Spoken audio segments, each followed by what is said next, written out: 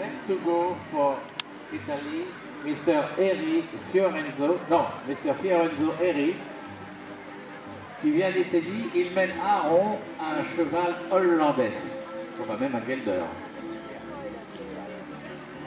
Alors vous voyez, ça trotte du genou, ça a le cou très haut, l'encolure relevée. Et ce cheval a 6 ans, il est attelé à un Corning American Buggy. C'est des voitures légères. Donc...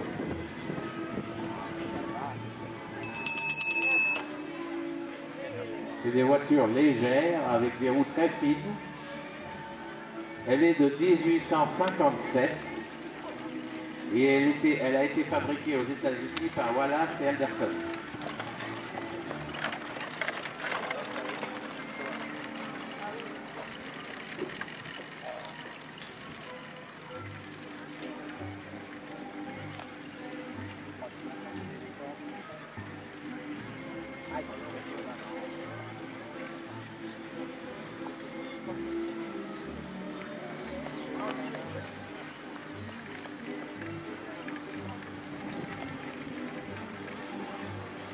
Alors là, évidemment,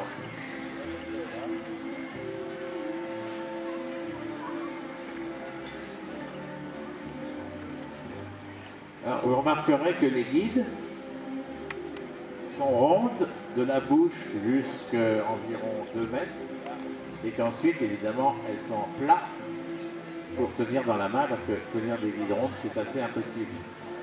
Alors, pourquoi elles sont rondes? Elles coulissent un peu mieux dans les clés et puis c'était un peu une espèce de chic, une petite mode. Au 19e, chaque personne aimait bien se distinguer par une originalité personnelle. Et là, l'attelage est attelé à l'anglaise, c'est-à-dire qu'il a un collier et un harnais fauve. On dit fauve quand ils sont marrons. Les guides sont toujours en cuir naturel pour ne pas déteindre sur le dos du cheval ou dans les mains du meneur. Le meneur a un tablier sur les genoux de façon à ce que les guides ne salissent pas son pantalon.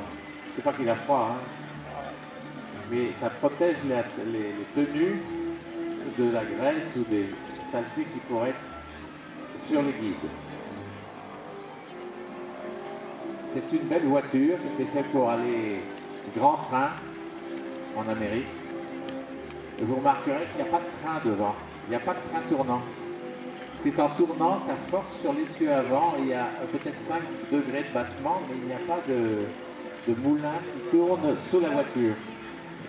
Et il y a un petit... il y a un petit train, ce qu'on appelle, entre l'essieu avant et l'essieu arrière, sinon l'essieu avant qui supporte tout le virage, ficherait le camp.